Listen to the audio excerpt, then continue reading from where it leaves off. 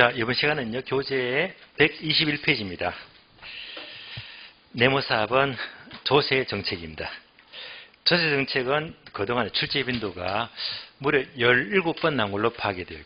거의 매년마다 한 문제 나온다고 보시면 돼요. 중요합니다. 자, 교재를 보시면 한눈에 잘 안 들어오니까 먼저 강의 노트로 정리하고 요약집을 따로 체크해 봅니다. 강의 노트 보시면요. 조세 정책은 동그라미 1번부터 6번까지 있죠. 참고로 여러분들은 이제 프린터 제대로 된 거 받으셨는데, 제가 이 자료를 제 카페에 항상 하루 전날 어제 올렸습니다. 올렸는데, 좀 부진하신 분들이 일찍 일어나서 좀 다운받은 분들도 몇 분 계실 거예요. 근데 제가 어제 오전 11시입니다. 우연히 이 강의 노트 점검하다가 조세 정책이 내용이 많이 빠져가지고 올렸는 거를 수정해서 다시 올렸거든요. 혹시 이제 동강 들으신 분들은 내 자료가 설명이 없네 켜버리면 너무 부지런해서 아침 일찍 다운받은 것이거든요. 그분은 한 10대 분 될 거예요. 몇 분 안 돼요. 불편할 수 있으니까 그런 분들은 다시 다운받으시면 필기가 깔끔하게 났을 거예요. 여러분 그들 보시는 그대로예요. 자, 조세 정책 보겠습니다.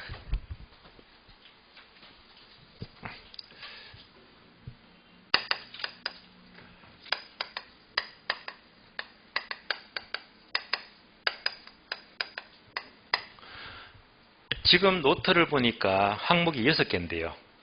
자, 이것 말고도 여러분이 유의할 게 있습니다. 여러분들이 세법 공부하시면 복잡하잖아요, 이거 세법이. 그런데 기본적으로 취득시, 보유할 때, 다음에 양도할 때, 팔 때, 세 가지 구분되잖아요. 그래서 보유 단계, 다음에 취득 단계, 보유 단계, 양도 단계. 그 구분해서 세금도 공부하시잖아요.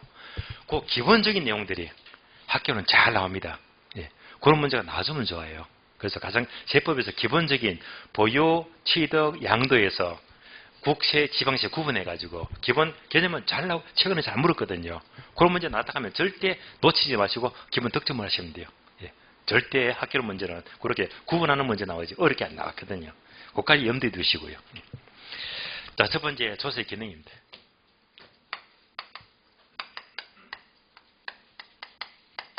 자, 기능은 강의 노트 그대로 나와 있으니까 그대로 확인할게요. 조세를 부과함으로써 부동산 자원 배분 또는 소득 재분배 기능, 집가 안정을 도모하고요. 주택 문제 해결에 도움이 되더라. 어려운 말 없습니다. 두 번째, 조세 효과입니다.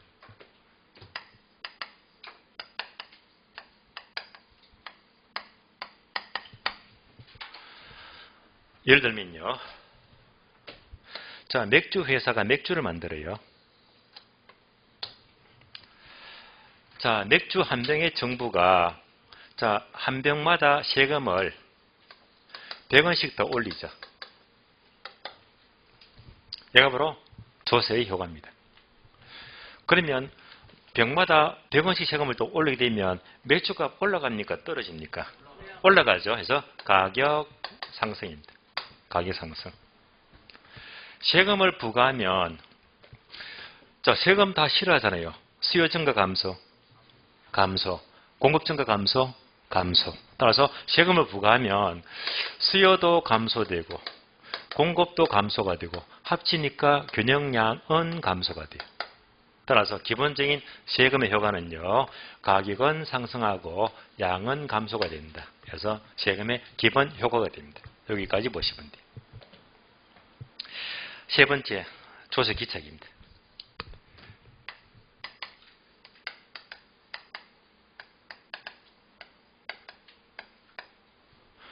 조세 귀착은 이렇게 세금을 100원 부과했더니 이때 맥주를 만드는 생산자, 회사가 돼요. 맥주를 사 마시는 소비자가 있습니다. 각각 나누어서 부담하자. 세금이 100원이잖아요. 자, 생산자가 세금을 70원 부담하면 나머지 소비자가 30원 부담하더라. 생산자가 60원 부담하면 소비자가 40원 부담하고요. 만약 생산자가 세금을 100원 부담하면 얘는 제로가 되겠네. 얘가 바로 조세의 귀착입니다. 귀착. 이때 조세의 부담, 귀착 정도는 수요와 공급의 탄력성에 따라서 달라집니다. 그래서 강의 노트 보게 되면 탄력성 화살표 조세 귀착이 되어 있잖아요.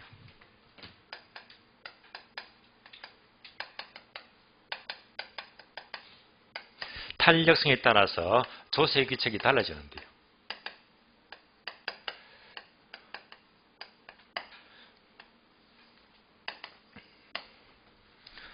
오른쪽에 네모되어 있죠.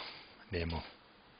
자, 네모는 이제 지난 과정은 전부 다 그래프를 계속 그려드렸는데 5월부터는 그래프 안 그린다고 했어요. 안 그래도 문제가 다 풀리니까. 결론은 네모가 뭐냐. 무조건 탄력성과 조세기차가 무조건 반대로 움직이더라. 반비례 관계. 무조건 반비례 관계로 해석하자. 그래서 자, 수요의 탄력성이 크다. 탄력적이면 수요니까 수요자. 수요자는 반대로 세금을 잡겠는다. 무조건 반비례 관계.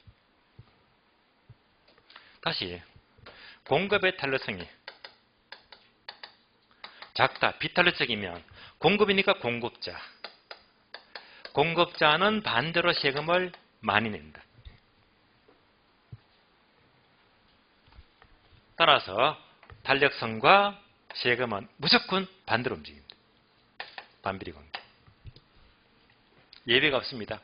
무조건 반비례 관계. 그러면 모든 경우를 본다면요. 탄력적인데 극단적으로 완전 탄력적이다. 이럴 수 있잖아요.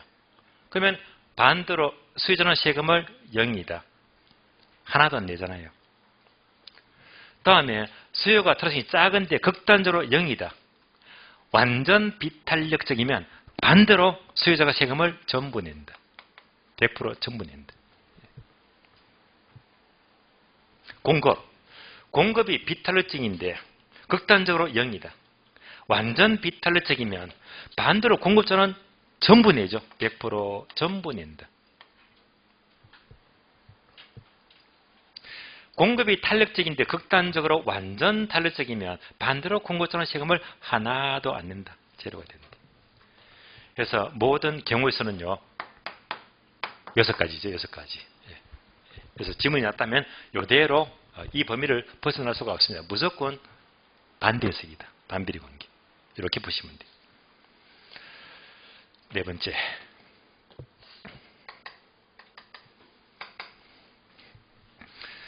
자, 네 번째는요. 4번 주택에 대한 조세의 영향이 나요.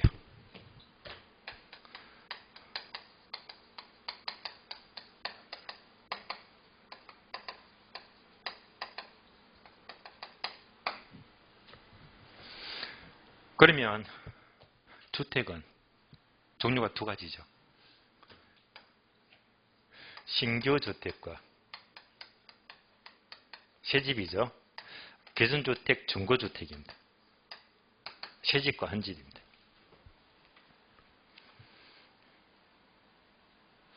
그러면 신규 주택은 공급이 비탄력적이다. 그래서 얘는요. 공급이 비탄력적입니다. 왜? 짓는데 2년, 3년 오래 시간이 걸리기 때문에 즉각 공급을 낼 수가 없잖아요. 신규 주택 공급은 공급이 비탄력적이다. 반면에 개선주택 공급은 언제든지 팔 수가 있죠. 공급이 탄력적입니다.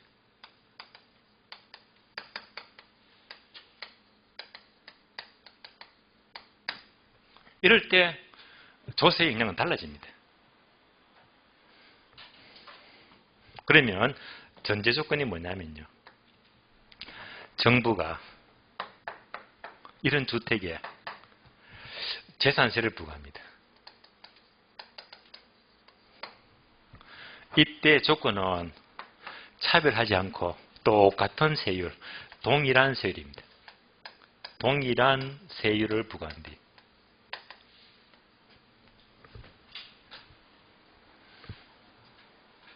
그러면 자, 공급자 수요자입니다. 다시 말하면 공급자는 임대인이지, 임대인. 수요자는 임차인이죠.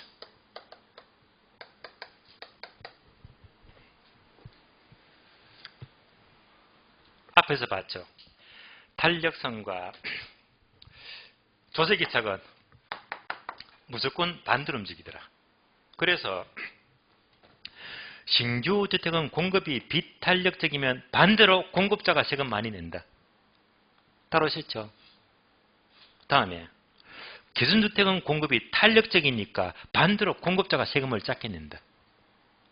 따라오셨죠? 그러면 얘가 많이 내면 얘는 적게 내겠지.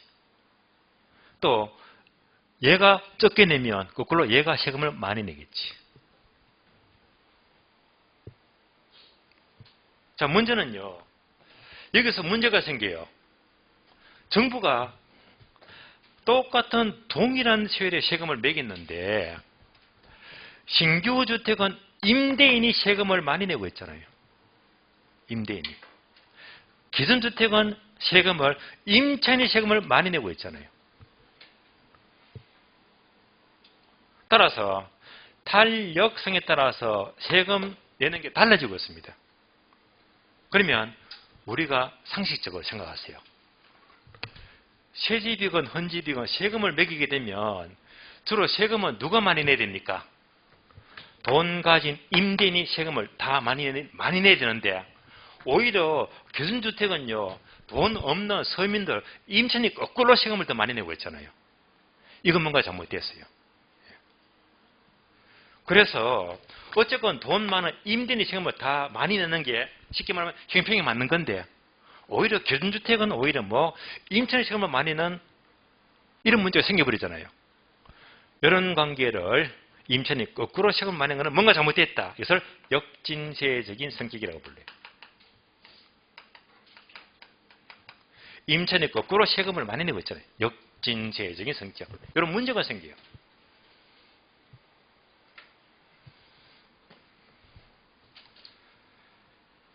아마 강의 노트는 여기까지 필기되어 있을 거예요. 여기다가 화살표 계속 필기되어 왔어요. 여러분 쓰면서 공부를 해야 된다. 쓰면서. 그러면 이건 문제가 있잖아요. 역진세가. 균주택은 어떻게 임차인 세금 더 많이 내게 되면 뭔가 불안내잖아요. 이런 문제를 어떻게 해결할까? 해결할까?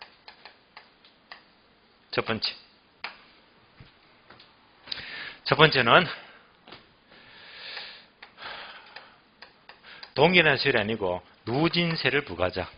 동일하니까 이런 문제가 생기더라. 누진세. 다시 말하면 차등과세. 차등과세를 하자. 그러니까 오히려 이 후자 경우는요. 임대인이 세금을 더 많이 내도록 이렇게 누진세를 부과해야 됩니다. 차등과세를 해야 됩니다. 그럼 이제 얘들이 세금 많이 낼 수 있잖아요. 이렇게 바꾸든지 아니면 두 번째. 자, 두 번째는 꼭 기억하세요. 시험 지문 잘 나와요. 이것 때문에 계속 끝까지 서는 거예요. 공공임대주택입니다.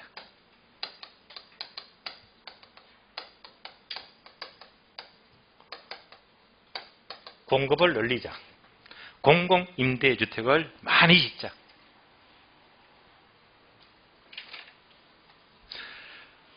정부가 공공임대주택을 많이 짓게 되면 얘는요. 임대료가 비싸요? 싸요? 싸다. 싸니까 활발하게 이동합니다. 그래서 임차인이 활발하게 이동합니다.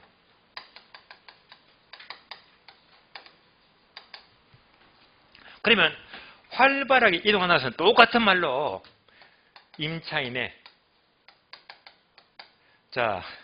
수요 탄력성이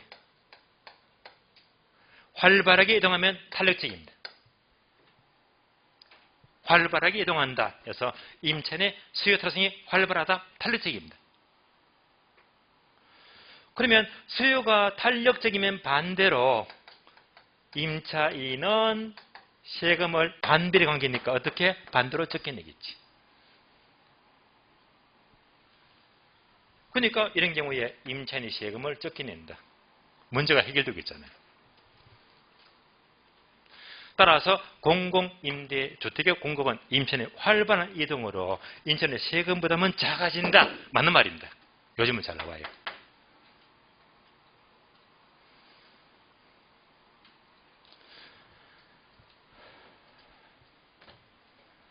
그래서 한 번 더 정리하자면 똑같은 동일한 재산세를 부과하게 되면 주택은 두 가지가 있는데 신규 주택 공급은 비탄력적이다. 개선주택은 탄력적이다. 요즘은 더 잘 나오고요. 그런데 똑같은 세금을 물리는데 어떻게 된 건지 이렇게 따져보니까 개선주택은 오히려 임차인의 세금을 더 많이 내는 불합리한 문제가 생겨요. 이것은 무슨 성격? 역진시적인 성격. 거꾸로 됐단 말입니다. 그럼 임차인의 세금을 줄이기 위해서는 이런 방법들이 있더라 라고 보시면 돼요.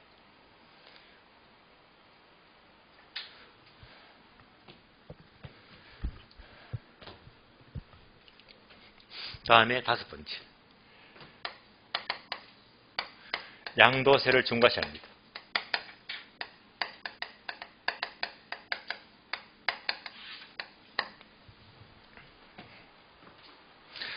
자, 양도소득세를 중과시하게 되면 거래가 활발해집니까? 거래가 뚝 끊깁니까? 뚝 끊기죠. 이것을 거래의 동결효과라고 불러요. 거래가 뚝 끊긴다. 거래의 동결효과.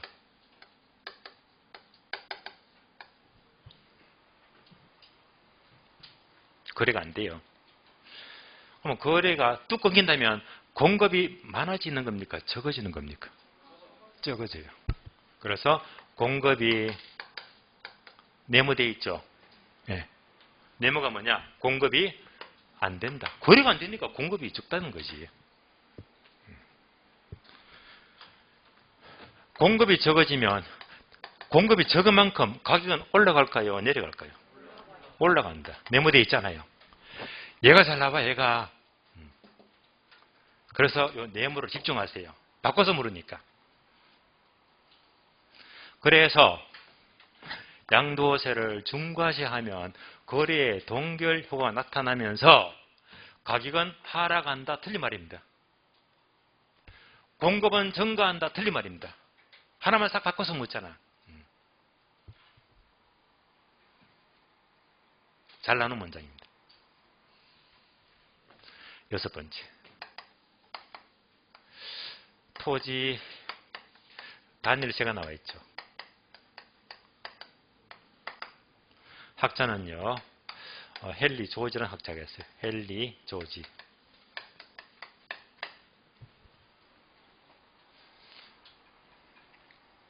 자주 나오는 지문은 아닌데 가끔 나와요. 가끔. 우리 시험에서도.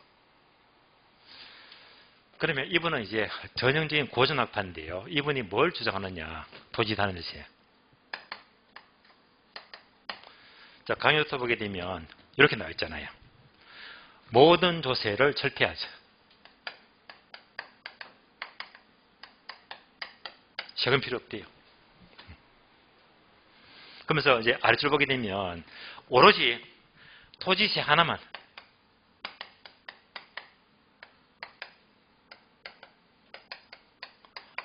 부과하면 모든 세금 문제가 해결이 된대.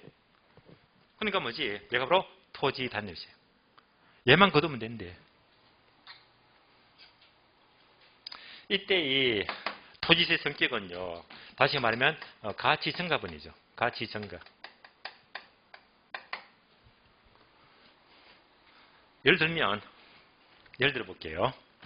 어떤 사람이 땅을 샀어요.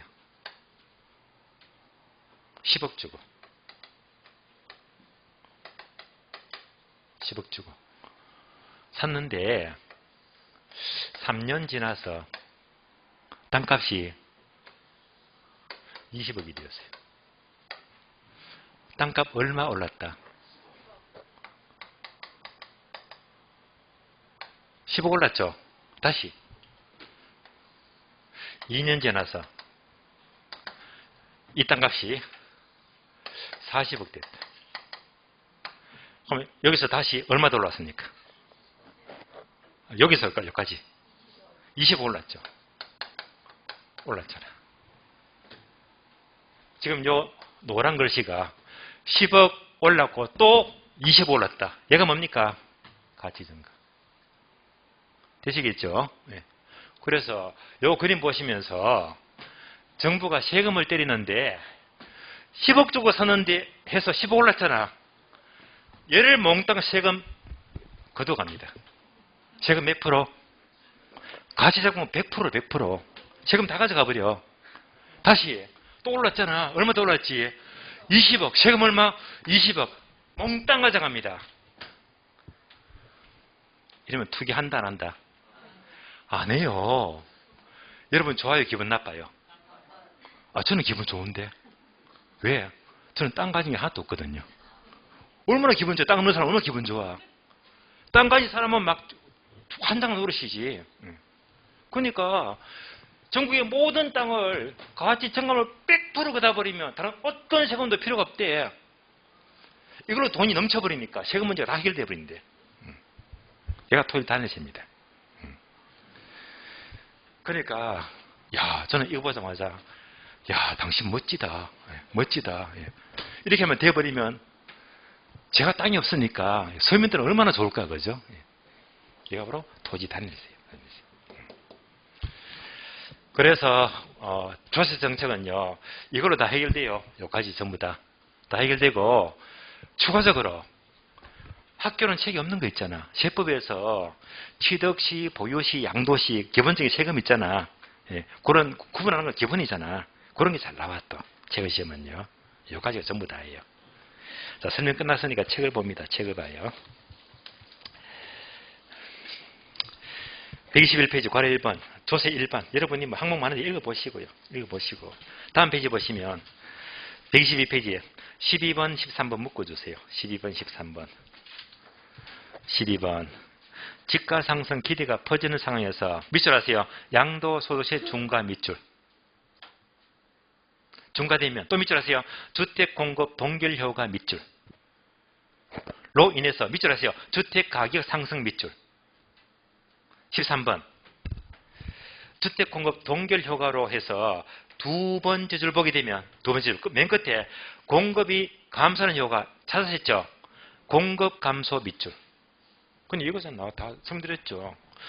양도세를 중과시하니까 거래가 뚝 끊기면서 공급은 감소가 되고 가격은 상승하더라. 요거 하나씩 바꿔서 장난입니다. 바뀐다 하나만 조심하시면 돼요. 그리고 괄호 2번 3번이 있죠. 괄호 2번 3번. 얘는 이거야. 반비례 관계 왔다리 갔다리 전부 다. 탄력성과 조세기차가 뭐 반비례 관계. 오른쪽 페이지. 오른쪽 페이지. 자, 둘, 넷, 여섯, 여덟 번째 줄. 반괄호 3번 찾았습니까? 반괄호 3번. 소득과 무관하게 밑줄 아세요? 일정 요래 조세를 부과 밑줄. 출판 보세요. 요거. 일정 요래 동일한 세율의 세금을 부과하게 되면 신규주택, 기준주택. 근데 문제는 임차인이 세금을 많이 내더라. 따라오셨죠? 잘못됐죠? 무슨 세? 역진세적인 성격이다. 요 설명입니다. 따라서 자 일정에게 조세를 부과하게 되면 젖줄 저소득층은 오히려 세금을 더 많이 내는 역진세의 동그라미. 역진세적인 효과를 발생하니까 화살표 어떻게 확인하지? 요거 차등과세. 그런데 뭐가 빠졌다? 얘도 잘 나와. 되게 잘 나와요.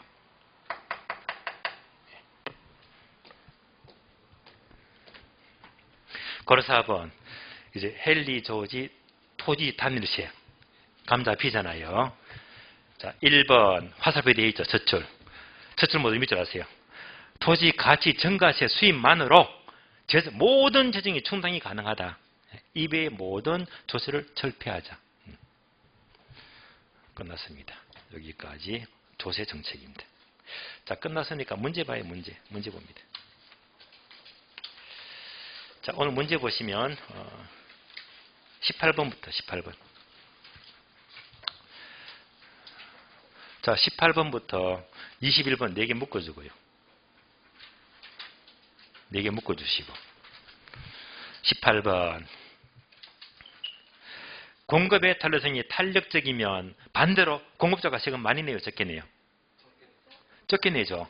공급자가 적게 내면 수요자가 많이 내겠지. 반면 계속해서 수요의 가격 탄력성이 비탄력, 수요가 비탄력이면 반대로 수요자가 세금 많이 낸다. 앞에 거나 뒤에 거나 둘 다 뭐 수요자가 많이 내는 거잖아요. 자, 이럴 때 세금이 부과되면 실질적으로 수요자가 공급자보다 더 많은 세금을 부담한다. 수요자가 더 많이 낸다. 맞죠? 옵니다. 지금 요 4개의 기본이 전부 다 기출문장입니다. 기출문장. 19번. 정부가 주택에 부과하는 재산세를 상승시키면 수요가 완전 탄력적이면 무한대로 커져. 그럼 수요자가 세금 어떻게 내지? 하나도 안 내죠. 그럼 누가 전부 낸다? 임대인이 전부 임대인이 낸다. 맞잖아요. 옵니다. 20번. 토지의 공급이 완전 비탄력적이다. 공급이 완전 비탄력적이면요. 세금 누가 전부 다 내죠?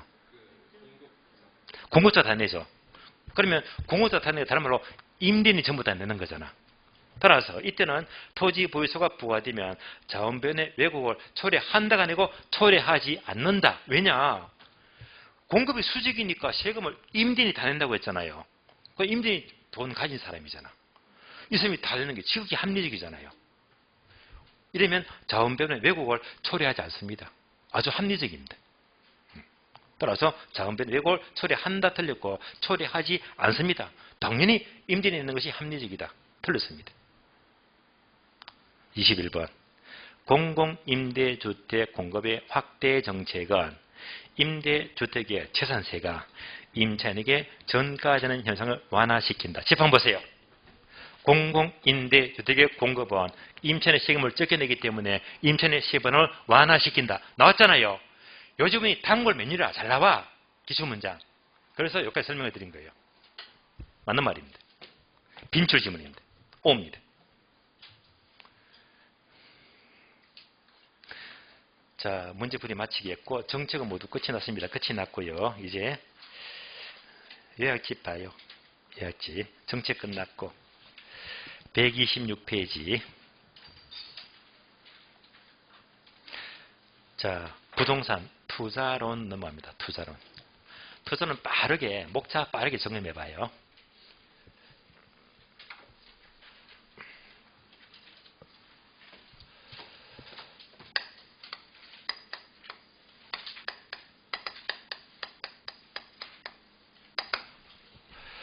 자, 투자에서는 주로 문제가 6문제에서 7문제가 잘 나옵니다.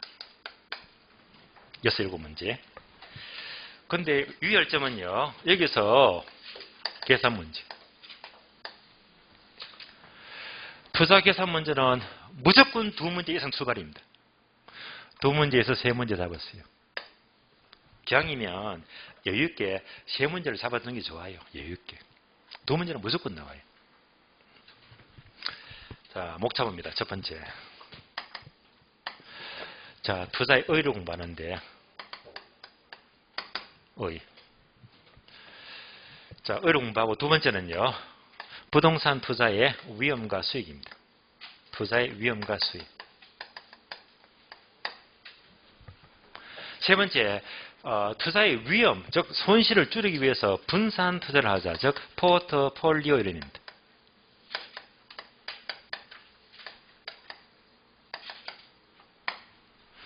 네 번째, 투자를 하기 위해서는 화폐의 현재 가치와 미래 가치, 즉 화폐의 시간적 가치가 돼요.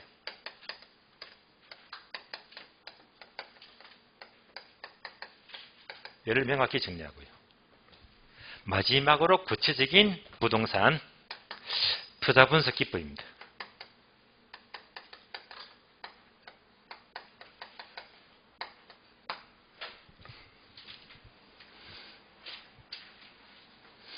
여기서 가장 중요한 것이 투자 분석 기법은 일단 별표 3개 잡으세요. 무슨 말이지? 3문제는 나온다고 봐요. 3문제. 투자의 절반 가까이. 중요하고요. 몇 년 전만 하더라도 얘가 1등 2등은요, 얘가 2등이었거든. 위험과 수익, 얘가 2등인데. 요즘은요, 분위기 바뀌었습니다. 최근 시험은 얘보다 요 놈을 많이 물어요. 이 골치 아파, 이게 진짜. 얘를 많이 물어. 최근에 많이 묻고 있습니다. 그러니까 여러분들은 최근 패턴에 따라서 이제 얘도 신경을 써야 돼. 어렵다고 몰라라 해버리면 문제가 날아가는 거예요. 그래서 최근 문제가 1등, 2등입니다. 2등. 요빙 무시 못해요.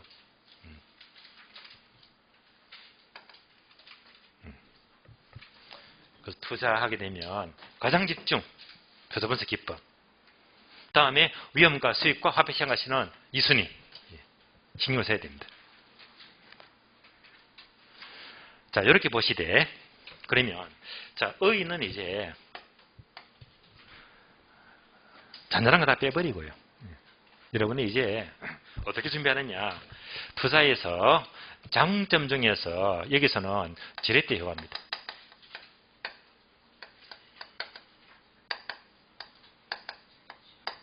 이와 관련해서 특히, 지분 수익률 계산 문제.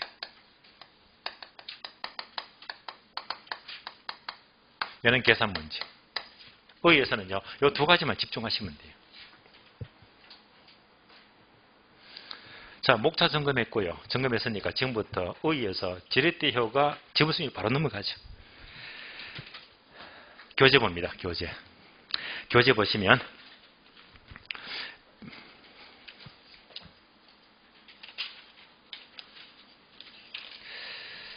자, 투자에서 1번 의 읽어보시고 2번 투자론인데 고려 1번 투자의 위험이 나네요. 위험. 자, 위험은 오른쪽 페이지 보니까 첫 자보고 안개 있죠. 사금법인유 기억나시죠? 사금법인유에서 사금법인유 이렇게 정리됐었는데 사금법인유 중에서 다시 2번 동그라미 2번 금융적 위험입니다. 4번 동그라미 인플레 위험 5번 동그라미 유동성 위험. 그래서 2번, 4번, 5번이 잘 나와 시험에. 하나씩 봅니다. 사금법 인유 중에서 첫 번째 사업상 위험은 다시 종류가 세 가지죠. 자, 얘도 암기식이 들었죠. 문제가 쉽니 안 쉽니, 쉬우니 안 쉬우니 해서 쉬우니, 쉬운이 세 가지죠. 쉬우니. 그래서 시장, 운영, 위치적 위험, 쉬우니 세 가지입니다. 자, 세 가지를 확인하시고요. 자, 2번 금융적 위험은요. 끝에 보니까 밑줄 아세요. 채무 불이행 위험 밑줄. 은행에 대출 받았는데 원리금을 갚을 수가 없어요. 금융적 위험입니다. 다음에 4번 법적 위험은요.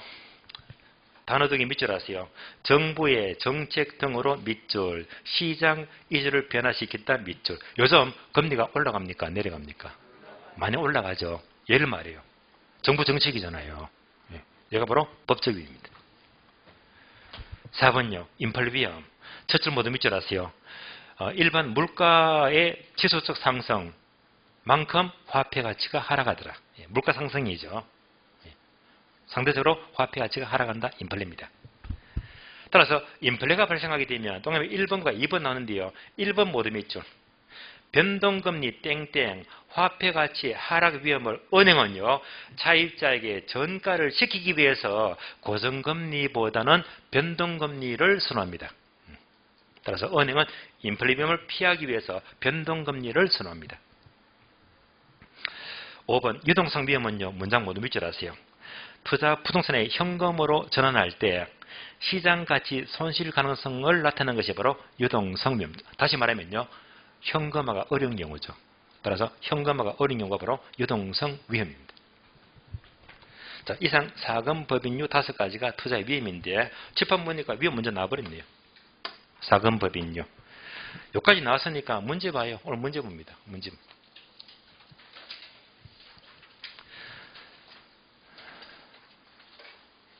문제 보시면 3번은 계산 문제죠. 3번. 좀 이따 볼 거고요. 4번 보게 되면 투자의 위험과 수익에 대한 설명이다. 옳은 것을 고르시오. 1번, 2번, 3번, 4번 4개 묶어주고 요 4가지가 사금법인유 묻는 건데 거의 기출문장입니다. 1번 투자의 위험은 투자 행태 변화로 인한 포트폴리오 위험이 있을까요? 없을까요? 자, 정리합니다. 방금 공부했잖아요. 투자 위험 뭐지? 사, 금, 법, 인, 유, 안개 있죠? 포가 있어요? 없어요? 없잖아. 없다. 포트폴리오는 없어요. 포트폴리오는 위험을 줄이기 위한 분산 투자이기 때문에 포트폴리오 위험은 없다. 틀렸습니다. 2번 정부의 금융, 재정 정책으로서 시장 이질을 변화시켜서 수익에 영향을 주는 것은 금융적 위험에 속한다. OX. 아까 밑줄 그었잖아요. 바로 법적 위험. 지금 금리가 올라가는 거 있잖아요. 정부 정책으로. 따라서 정부 정책으로 이들을 변화시키는 것은 금융적 위험이 아니고 법적 위험. 금융적 위험은 뭐라고 했죠? 원리가 못 갚는 거야. 채무불이행. 되시겠죠? 따라서 금융적 위험이 아니고 법적 위험에 속합니다. 3번 기출문장이네요. 유동성 위험은 부동산 개발 기간 동안에 나타날 수 있는 개발비용의 변동 가능성 때문에 발생한다. 자, 이건 뭐냐면요. 자, 다시 봅니다. 칠판 보게 되면 부동산 투자에서 위험의 종류는요. 사금법인유 이렇게 안겼어요. 사금법인유. 여러분들이 다음에 부동산 개발에서 개발의 위험은요. 법 12라고 암기시켜드렸죠. 법률적 위험, 시장 위험, 비용 위험. 그래서 투자는 뭐지? 5가지. 개발은 법 12, 3가지. 그래서 지금 3번의 질문은요. 자, 부동산 개발이 나왔지. 개발 위험입니다. 개발 기간 동안에 나타날 수 있는 개발비용의 변동화성. 얘가 바로 이겁니다. 비용 위험 부담입니다. 법 12 중에서 비용 위험 부담. 그래서 유동성 위험이 아니고 개발에서 비용 위험 부담의 설명입니다. 비용 위험 부담. 틀렸죠? X. 4번요. 지금 몇 번 나왔습니다. 투자 금액을 모두 100% 내 돈, 자기 자본으로 조달하게 되면 금융 위험은 제거할 수가 있다, 없다? 있다. 맞죠? 옵니다. 그래서 투자 위험은요. 지문 4개 정도 풀어봤습니다. 여기까지 연습했고요. 다시 책을 봅니다. 여기 볼게요. 127페이지요. 이제 아래 보시면 괄호 2번 지렛대 효과가 나옵니다. 지렛대 효과. 첫 줄. 자, 부채를 이용할 경우에 투자의 이익을 증가시키는 효과다. 해서 종류가요. 1번, 2번, 3번. 정의 지렛대, 중립적 지렛대, 부의 지렛대. 여기까지 끝이죠. 다음 페이지. 공식이 나오네. 공식. 자, 이것을요. 강의 노트를 통해서 정리해볼게요. 강의 노트 보시면. 자, 강의 노트 보시면 지렛대가 있죠. 정리하겠습니다.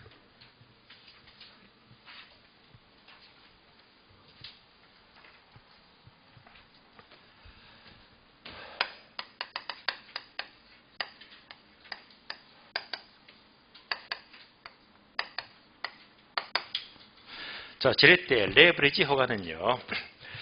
아래 설명이 바로 나와 있는데 제목 옆에다가 이렇게 2개 메모 좀 하시는 게 좋을 것 같아요.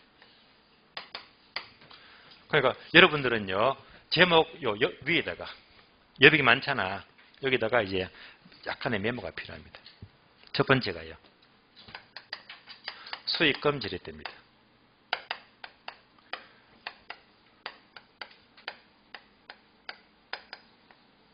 두 번째가요. 수익률 지렛대예요.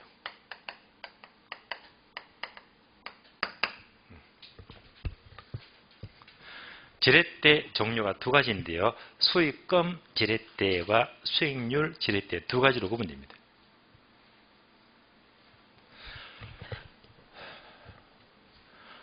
여러분들 혹시 이 용어 많이 들어보셨죠? 갭투자. 그래서 얘가 바로 뭘 말하지? 갭투자. 갭투자가 수익금 지렛대입니다. 갭투자. 갭 투자하게 되면 전세 떠안고 전세를 안고 아파트, 주택을 구입합니다.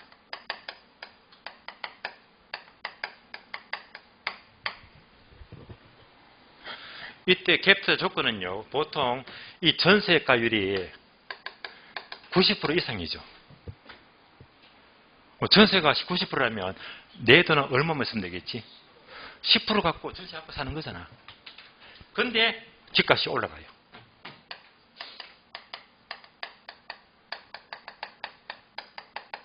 크게 올라가면 내 돈 10%밖에 안 들어갔잖아. 그럼 집값이 엄청 올라가 버리면 크게 묻는 거지. 얘가 뭡니까? 수익금 지렛대. 이것도 엄청난 레버리지입니다.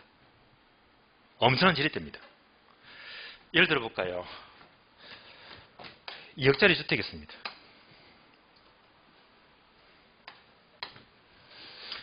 그러면 어떤 사람이 2억 갖고 있어. 2억 갖고 있어. 2억짜리 주택을 고스란히 2억 주고 2억 주고 집을 삽니다. 한 채를 사겠네, 한 채. 맞잖아요. 주택 2억짜리를 내가 현금 2억 갖고 있는데 2억 주고 한 채를 샀지. 네. 그러면 두 번째, 얘는 A다, A. A는 나는 그냥 은행에 빌리는 거 싫어. 100% 내 돈 갖고 사는 겁니다. B는요. 2억 갖고 있는데 2억. 전세를 90% 안고 사게 되면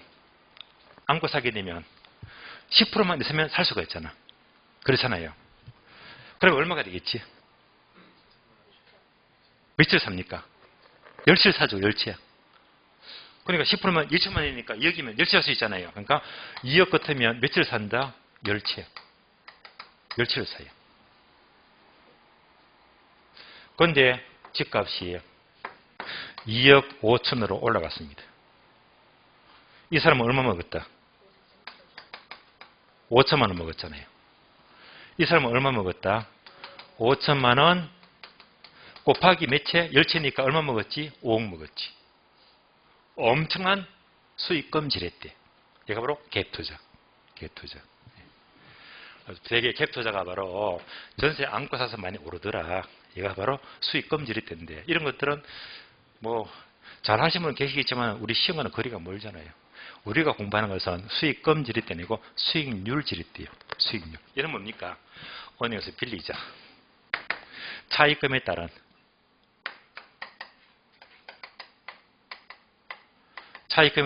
산철의 효과를 말해요.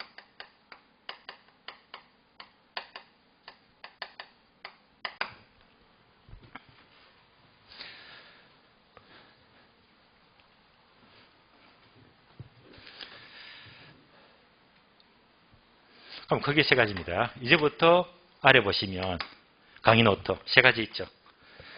자, 정 지렛대, 부외 지렛대, 중립적 지렛대. 정의 지렛대, 부외 지렛대, 중립적 지렛대입니다. 영의 지렛대.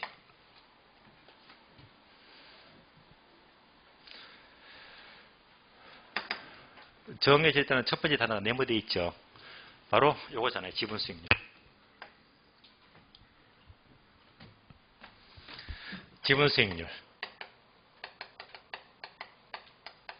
얘가 가장 크고 다음에 총 수익률. 다음에 저당 수익률입니다.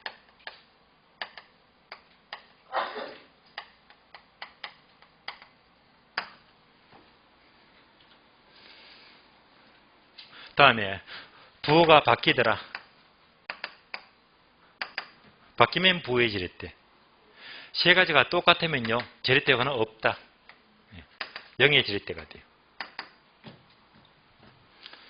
그럼 이제 이 두 가지를 어떻게 비교하지?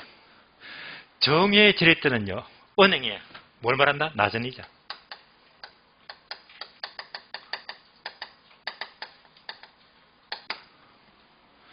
부의 지렛대는 은행에 높은 이자.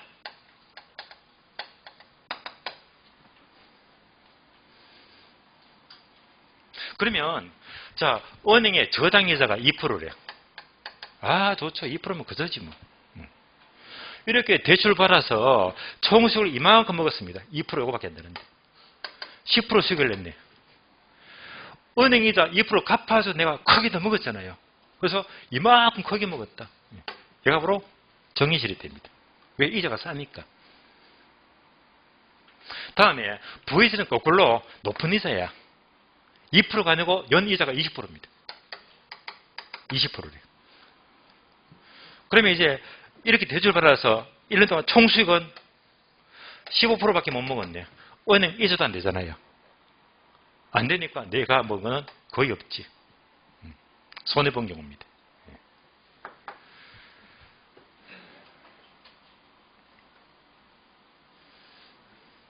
그래서 결국 지렛대관은요. 정의 지렛대는 무엇을? 지분 수익률을 가장 크게 만든다. 이것을 자 크게 만드는 것이 바로 정의 지렛대가 되고요. 이때 지분 수익률 공식이 강의 노트 다음 페이지 나올 거예요. 다음 페이지. 다음 페이지 보게 되면 박스 공식. 자, 그래서 공식 보게 되면 지분 수익률 하게 되면 이렇게 나와 있죠. 분모가 지분 투자기고요.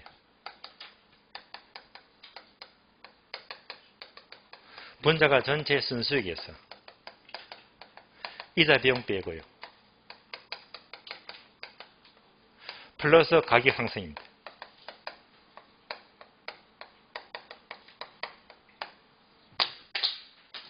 그래서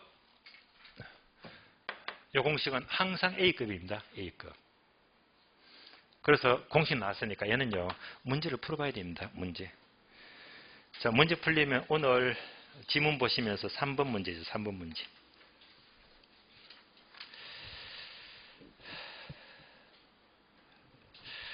자, 요런 스타일의 문제가 박스 보이죠? 지금 3번 같은 문제가 18회, 25회, 29회, 31회. 그러니까 이제 올해도 가능성이 있죠. 그죠? 2년 건너뛰었으니까 올해 내년 계속 염두에 둬야 됩니다. 출제가 많이 되었습니다. 가장 최근 시험도 이렇게 자주 나왔습니다. 자, 문제 봅니다. 3번 지분 수익률 구하시오. 박스. 총 투자액이 1억이다. 차입금 6천만 원, 내 돈, 자기 자본 4천만 원입니다. 차입 조건은요. 연 8%. 세 번째 항목, 1년간 선영어소득 800만 원. 네 번째, 1년간 가격 상승률은 4%다. 자, 분석합니다. 분석. 총 얼마예요? 1억. 다시 내 돈, 자기 자본, 지분 얼마? 4천 맞아요. 은행의 대출, 저당 얼마? 6천만 원입니까? 그러면 세 번째, 대출이자가 몇 프로입니까? 8%죠. 곱하기 8%. 1년 이자가 얼마 나와요? 68에 48? 480만 원. 이자 나왔고. 다음에 세 번째. 1년간 순수익이 얼마? 800만 원.